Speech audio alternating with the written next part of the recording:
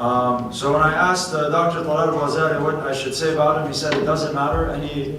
There's no such thing as bad press. But he did make sure that everyone, we don't miss the facts. All right. So without further ado, Dr. Talal Ghazaleh, His Excellency, will be speaking.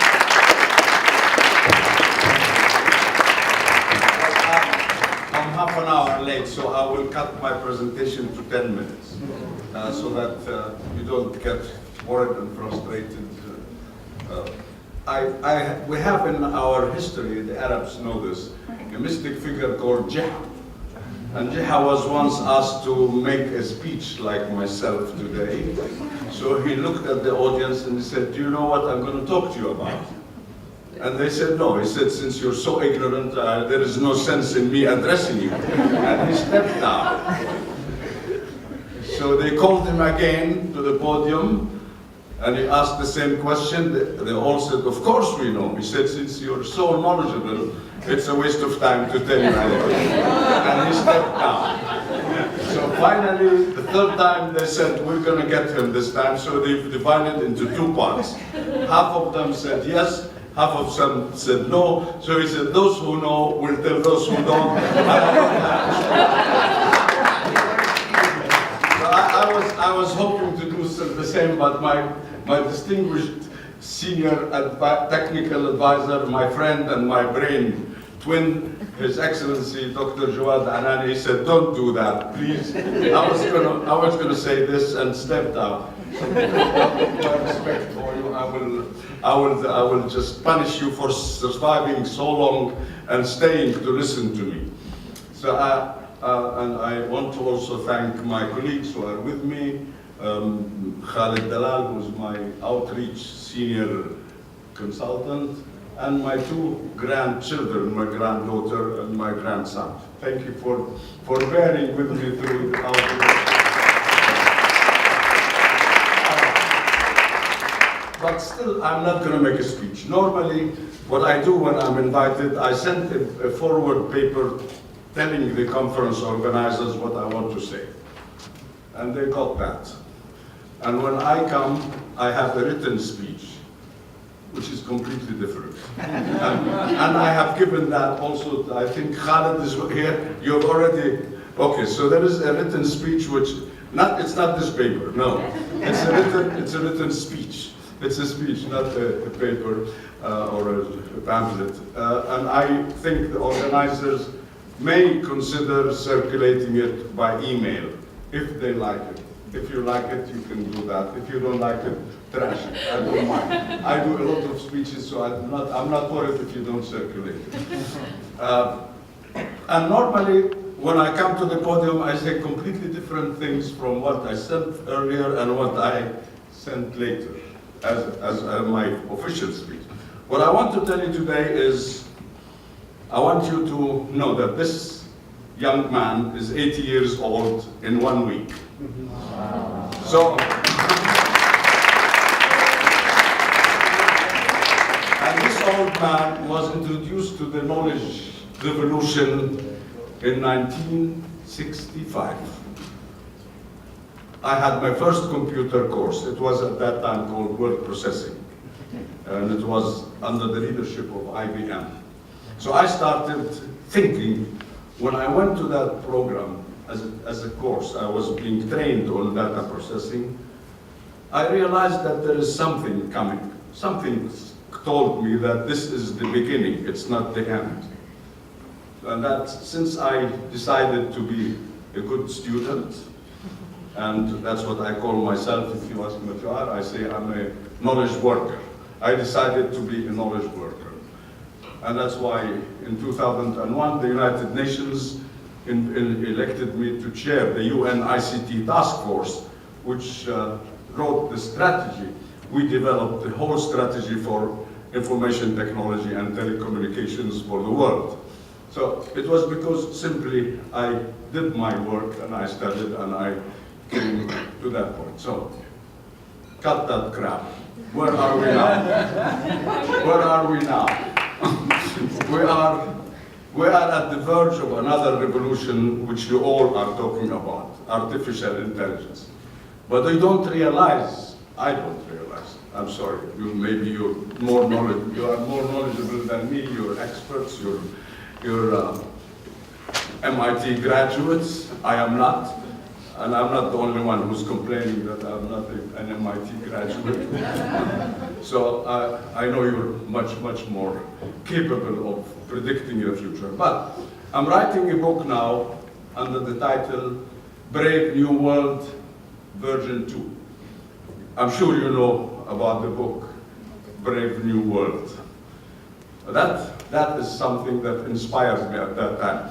And because I needed to earn some money working in my school years, I did translate that book more than half a century ago, 60 years ago. So I'm now inspired to write a new book about the future Brave New World. And I've been working at that book. In brief, I would like to tell you that everything we talked about today and everything we talk about every day, I'm not criticizing this meeting. I'm criticizing the whole world. We're talking about things that are irrelevant to the future, unfortunately. Everything we're talking about has nothing to do, and in 50 years, we will be seen as if we are in the Dark Ages, in the Stone Ages. What we're talking about has nothing to do with what the children of my grandchildren will be talking about. In future, our humanity will be in two parts, human beings and machines. They are humanity, they are not two things. Humans will be talking to machines more than they talk to each other.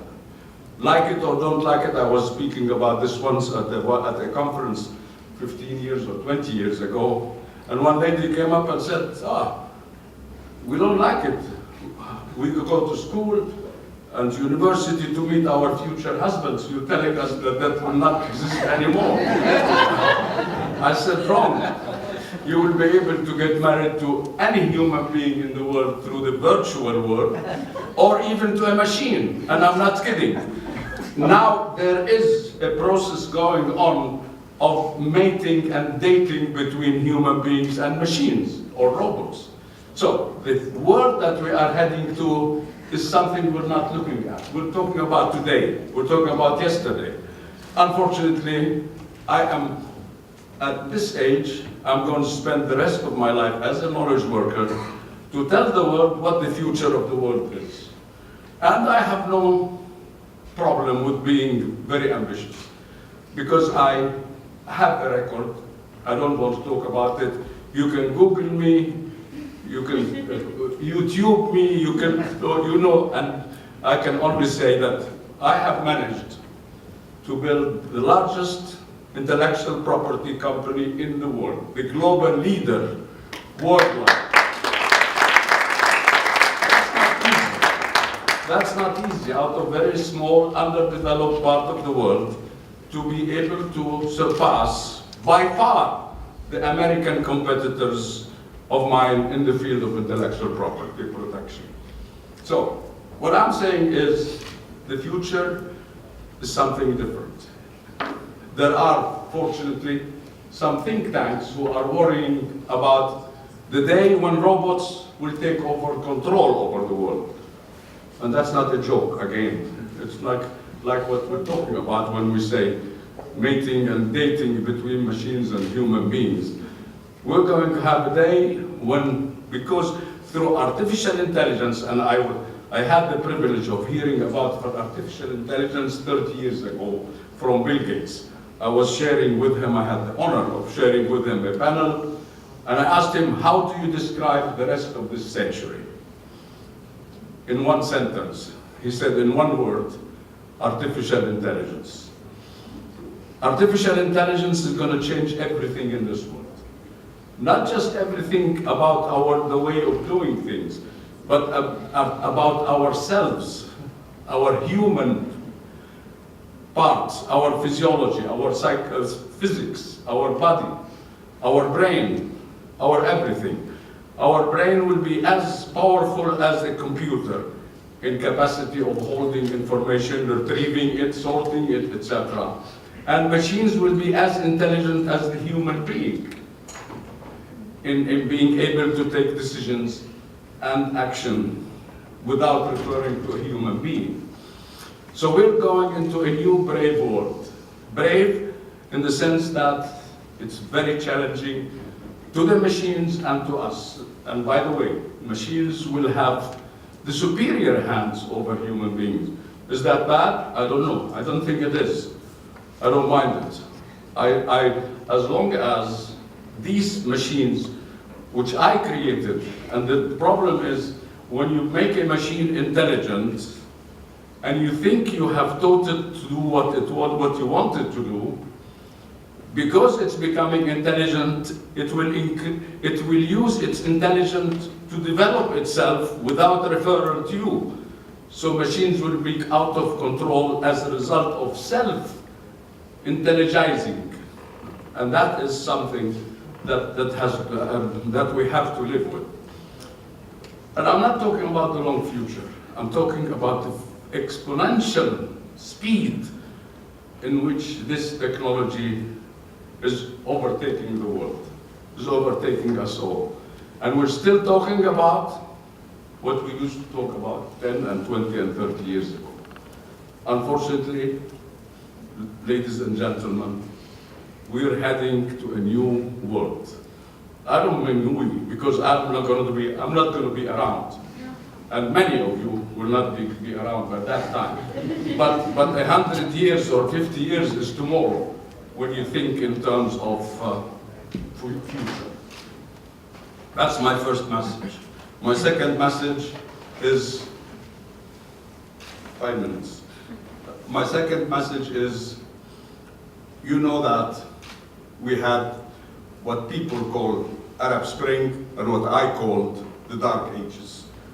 Europe passed through these Dark Ages. We're not the only exception in the world.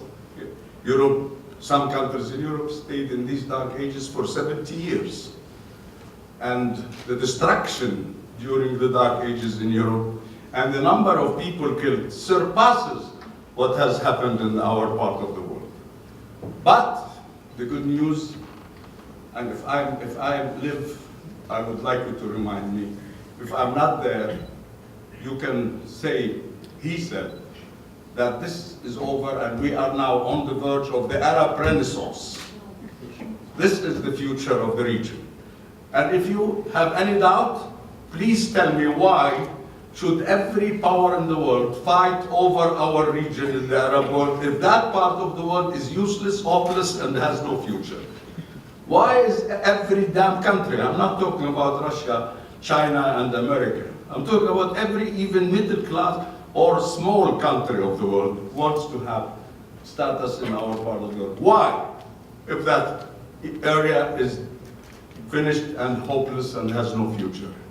No. History and geography tell us that we have been in charge of the process of progress and not development, progress of the world for 5 centuries. 500 years the Arab world ruled the world, ruled it to the better, but not with another difference between development and progress. Western technology and Western development is development. It has no moral principles like we had in our 500 years of progress, which means development with a moral perspective.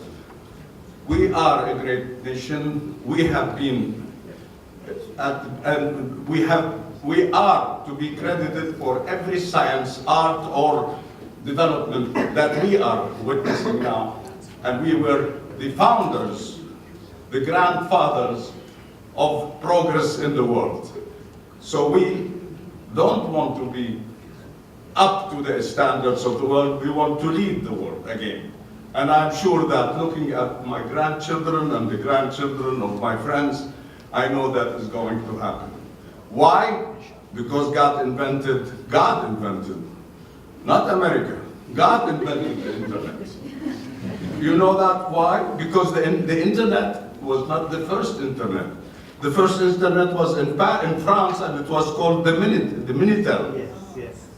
It was invented. The internet was invented before being invented. It may sound like a stupid statement, but it is a fact. But unfortunately, the French decided to make it a French-wise environment only, and did not want to allow the world to access it. I know as much about internet as anybody in the world, because I also chaired the Internet Governance Forum, and I started it when I was the chairman of the Global Alliance for ICT and Development, and I started the first forum on the governance of the internet. And I know what problems and who runs it and how it is run. It's a development, and the world is, in fact, I can say that we invented it, because we invented the zero, which is the basis of the internet. And when we invented the zero, the Europeans said Arabs are idiots. How can a zero be a number? They looked down upon us when we invented the number zero. But that's the basis of this great tool that I know will change the world, will change everything. And that's why we, in our organization, how did we become leaders in many fields worldwide? Because we were able to capture the enabling power of the internet, how the internet can make things better. So everything we're talking about from now on, unfortunately, and that may offend the scientists, it may offend the lawyers, it will offend many architects, etc., because they think that what they're doing is great development. No. The only development in future is ICT based. Anything you do which is not ICT and artificial intelligence based is a waste of time. So we have to realize that we need to change. We have to change our mindset. You cannot continue to do things as you're doing them now. And we have, in our organization, done it. We have invented a number of tools. We have invented a lot of ways and means of changing the world. And we are going to be a change agent. I came here to this great institution. Thank you, MIT. Thank you, SciTech, for inviting me and for me provoking you and making me and regretting having invited me. But I will tell you that you may one day remember that I told you that you, even at MIT, you have to change. You have to realize that you're at the top of the world. I'm not underestimating what I know that you are #1 worldwide. But even you as #1, you're still talking the language I used when I was studying at the American University of Beirut. Everything I had today was like when I was at Aioub. And that was over half a century, or that was 60 years ago. But it's the same language. We're talking about the same language. That language doesn't work anymore. That language has to change. And to change that language, you have to change your thinking about it. The world is not the world we are living today. We are heading to another world completely. Completely. It's not a process of development. It's a process of change, a new creation. The world has so far been a process of development and progress. As of now, it's not development and progress. It's a new election. It's new revolution. It's new creation. The world will be created again. And I hope by the end of the year, I will have my book published about how the world will look in the year 2050. I'm predicting the future of the world in 2050. And 2050, ladies and gentlemen, is tomorrow. Thank you very much.